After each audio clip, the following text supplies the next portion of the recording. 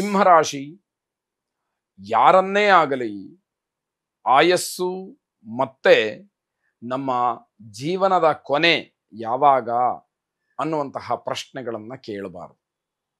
ಭಗವಂತನ ಅನುಗ್ರಹದಿಂದ ಎಷ್ಟು ನಮಗೆ ಆಯಸ್ಸಿದೆಯೋ ಅಷ್ಟು ಒಳ್ಳೆ ಕೆಲಸಗಳನ್ನು ಮಾಡ್ತಾ ಸಮಾಧಾನ ಚಿತ್ತದಿಂದ ನಾವು ಜೀವಿಸಬೇಕಾದಂಥದ್ದು ಅತಿ ಮುಖ್ಯವಾಗುತ್ತೆ. ಆರೋಗ್ಯದ ಬಗ್ಗೆ ಹೆಚ್ಚು ಗಮನವನ್ನು ಕೊಡಬೇಕಾದಂಥದ್ದಿರುತ್ತೆ. ಇದನ್ನು ಹೊರತಾಗಿ ನಾನು ಎಷ್ಟು ವರ್ಷ ಬದುಕ್ತೀನಿ, ಯಾವತ್ತು ನನ್ನ ಕೊನೆಯ ದಿವಸ, ಹೀಗೆಲ್ಲ ಏನೋ ಪ್ರಶ್ನೆಗಳನ್ನು ಕೇಳ್ತಕ್ಕಂಥದ್ದು ಅಷ್ಟು ಉಚಿತವಲ್ಲ. ಅಂತಹ ಸಂದರ್ಭಗಳು ನಿಮಗೆ ಈ ದಿವಸದಲ್ಲಿ ಒದಗಿ ಬರಬಹುದು ಅನ್ನುವಂತಹ ಎಚ್ಚರಿಕೆ. ಪ್ರೀತಿ ಪಾತ್ರರ ಜೊತೆಯಲ್ಲಿ ಕಾಲವನ್ನು ಕಳೆಯೋದಕ್ಕೆ ಅಂತ ಹೋಗಿ ಅವಮಾನವಾಗಬಹುದು, ಜಾಗ್ರತೆ. ಇವರು ನನ್ನ ಆತ್ಮೀಯರು ಅಂತ ಹೇಳಿ ನೀವು ವಿಶೇಷವಾದಂತಹ ಸಲಿಗೆಯನ್ನು ಅಥವಾ ಅವರ ಜೊತೆಯಲ್ಲಿ ಹೆಚ್ಚಿನ ಕಾಲಹರಣವನ್ನು ಮಾಡುವಾಗ ಮಾತಿಗೆ ಮಾತು ಬೆಳೆದು ಯಾವುದೋ ಒಂದು ಸಂದರ್ಭಕ್ಕೋ ಯಾವುದೋ ಒಂದು ವಿಷಯಕ್ಕೋ ವಸ್ತುವಿಗೋ ಅವಮಾನವಾಗ್ತಕ್ಕಂತಹ ಸಾಧ್ಯತೆ ಹೆಚ್ಚಾಗಿದೆ. ಈ ಹಿಂದೆ ಏನಾದರೂ ಆಪರೇಷನ್ ಆಗಿರುವಂಥವ್ರಿಗೆ ಸ್ವಲ್ಪ ಸಮಸ್ಯೆ ಮತ್ತೆ ಕಾಡುವಂಥದ್ದಿದೆ. ಜಾಗ್ರತೆಯನ್ನು ವಹಿಸಬೇಕಾಗತ್ತೆ. ತುಂಬ ಎಚ್ಚರಿಕೆಯಿಂದ ಇರಬೇಕಾದಂಥದ್ದು. ವಿದ್ಯಾರ್ಥಿಗಳು ತಮ್ಮ ಗುರಿಯನ್ನು ತಲುಪುವ ವಿಚಾರದಲ್ಲಿ ತುಂಬ ಗಮನವನ್ನು ಹರಿಸಬೇಕಾಗತ್ತೆ. ನಿರ್ದಿಷ್ಟವಾದಂತಹ ಗುರಿಯನ್ನಿಟ್ಟುಕೊಂಡಾಗ ಅದು ತಲುಪುವವರೆಗೂ ಕೂಡ ನಿರಂತರವಾದಂತಹ ಪರಿಶ್ರಮವಾಗಲಿ ಆ ಕಡೆ ಗಮನವಾಗಲಿ ನಿಮಗೆ ವ್ಯತ್ಯಾಸಗಳು ಆಗಬಾರ್ದು ಅಂತಕ್ಕಂಥದ್ದು. ಮಕ್ಕಳಿಗೆ ಉಸಿರಾಟದ ಅಥವಾ ಶ್ವಾಸಕೋಶದ ಸಮಸ್ಯೆ ಕಾಡುವಂಥದ್ದಿದೆ. ಹಾಗಾಗಿ ಆ ಆರೋಗ್ಯದ ದೃಷ್ಟಿಯಿಂದ ಹೆಚ್ಚು ಗಮನವನ್ನು ವಹಿಸಬೇಕಾದಂಥದ್ದು. ಡಾಕ್ಟರ್ ಅಥವಾ ವೈದ್ಯರು ಏನು ಮಾರ್ಗದರ್ಶನವನ್ನು ನಿಮಗೆ ನೀಡ್ತಾರೋ ಅದರಂತೆ ಅದನ್ನು ಚಾಚೂ ತಪ್ಪದಲ್ಲೇ ಮಾಡಬೇಕಾದಂಥದ್ದಿರುತ್ತೆ.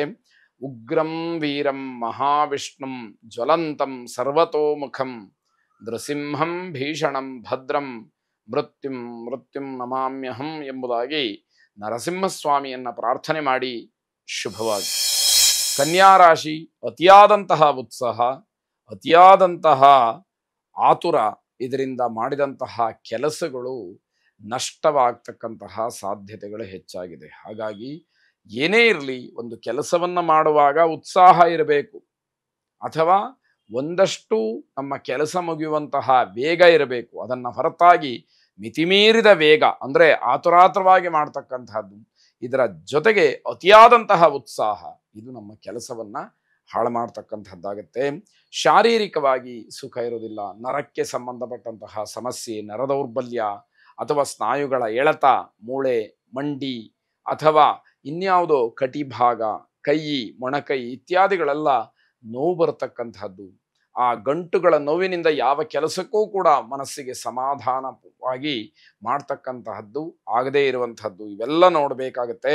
ಹೊಸ ಸಂಬಂಧದಲ್ಲಿ ನಿಮ್ಮ ಗೌರವವನ್ನು ಕಾಪಾಡಿಕೊಳ್ಳಿ.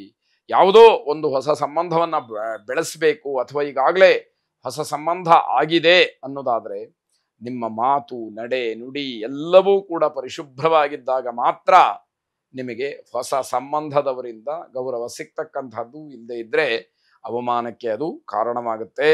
ಕುಟುಂಬದವರ ಸಹಮತ ಎಲ್ಲ ಹಂತದಲ್ಲೂ ಕೂಡ ನಿಮ್ಮನ್ನು ಕಾಪಾಡುತ್ತೆ. ಹಾಗಾಗಿ ಕುಟುಂಬದವರ ಮನಸ್ಸನ್ನು ನೀವು ಗೆದ್ದಿದ್ದೀರಿ, ಅದನ್ನು ಉಳಿಸ್ಕೊಳ್ತಕ್ಕಂತಹ ಪ್ರಯತ್ನ ನಿಮ್ಮದಾಗಬೇಕಾಗತ್ತೆ.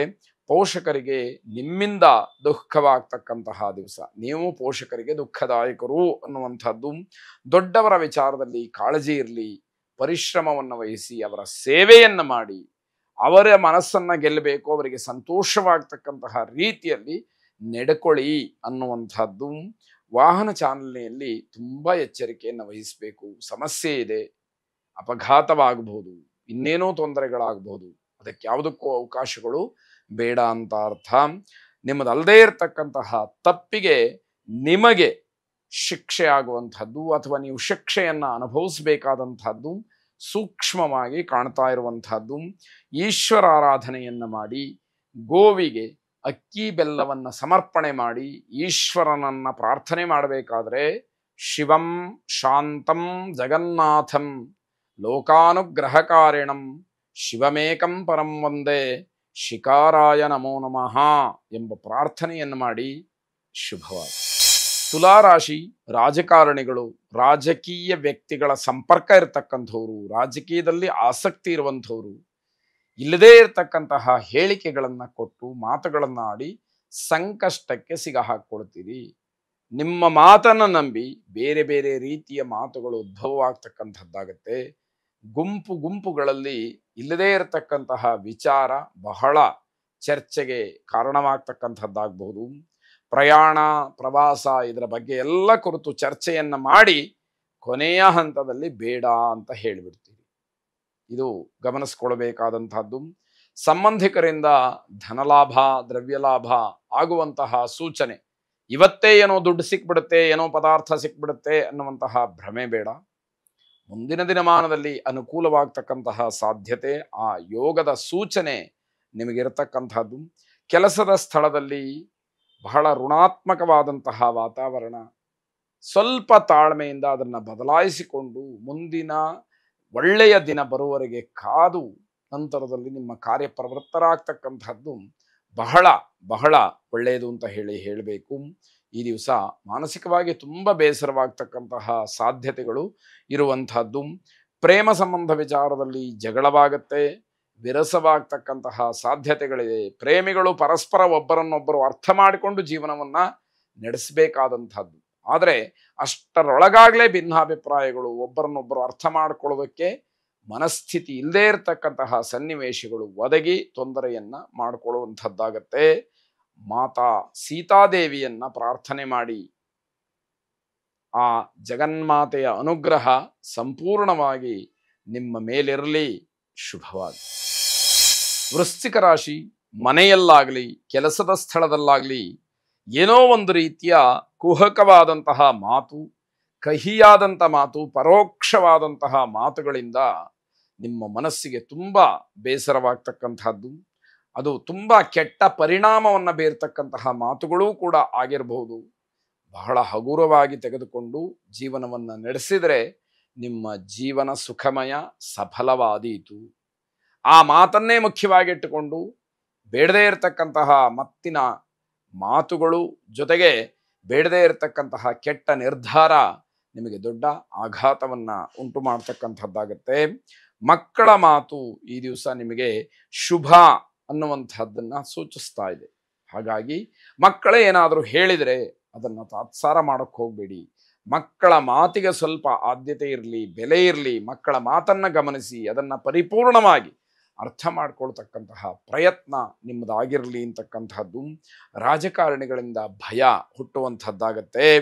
ಅನಗತ್ಯವಾಗಿ ನೀವು ಯಾವುದೇ ಚರ್ಚೆಗಳನ್ನು ಮಾಡದಲೇ ತುಂಬ ತುಂಬ ಅನುಕೂಲಕರವಾದಂತಹ ರಾಜಿ ಸಂಧಾನಗಳನ್ನು ಮಾಡಿಕೊಂಡ್ರೆ ಅದು ನಿಮಗೆ ಕ್ಷೇಮ ಅಂತ ಹೇಳಬಹುದು.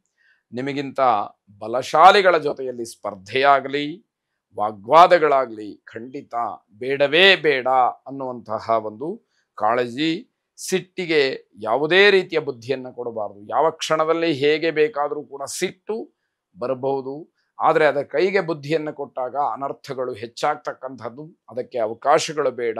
ಸಿಟ್ಟಿನ ಕೈಗೆ ಬುದ್ಧಿಯನ್ನು ಕೊಡಬೇಡಿ. ವಿಶೇಷವಾಗಿ ಈಶ್ವರನನ್ನು ಪ್ರಾರ್ಥನೆ ಮಾಡಿ. ಶುಭವಾಗಿ.